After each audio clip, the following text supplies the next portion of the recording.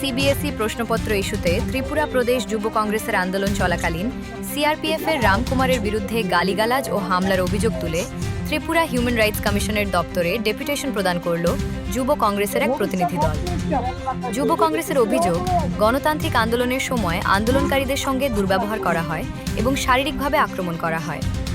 অভিযুক্তদের বিরুদ্ধে যথাযথ তদন্ত ও আইনি ব্যবস্থা গ্রহণের দাবি জানিয়ে মানবাধিকার কমিশনের হস্তক্ষেপ চেয়েছে সংগঠনটি। এদিন প্রতিনিধি দল কমিশনের কাছে একটি স্মারকলিপিও জমা দেয়।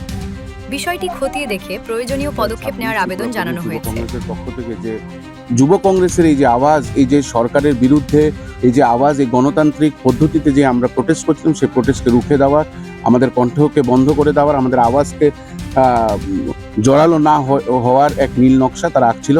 আমরা দেখেছি যে কিভাবে তারা আমাদেরকে মেরেছে। সেখানে এসডিপিও ছিলেন, সেখানে সদরের ওয়েস্ট পিএসের বড়বাবু ছিলেন এবং এসপি সাহেব নিজে ছিলেন, এবং আমরা ভিডিওতে দেখেছি যে উনি এসপি সাহেবের কমান্ডো মানছিলেন না, এবং আমাদের যতটুকু আশঙ্কা যে উনি ইনটক্সিকেটেড ছিলেন, উনি ওনার সেন্সে ছিলেন না, এবং উনি সবচেয়ে দুঃখের ব্যাপার মেরেছেন, রক্ত ঝরেছে। যুব কংগ্রেস কোনো অসুবিধা নেই, কিন্তু একজন মাকে নিয়ে, যেখানে আমরা মাতৃশক্তির কথা বলি, মাকে নিয়ে এইভাবে গালিগালাজ দেওয়া, আমাদের মা কি ভুল করেছিল, কেন আমাদের মাদেরকে নিয়ে এইভাবে নোংরা কথা বলা হচ্ছে। আমরা কালকে সিআরপিএফ এর আইজি ডিআইজির সঙ্গে দেখা করেছি, ওনারা আমাদেরকে বলেছেন যে ওনারা অ্যাকশন নেবেন।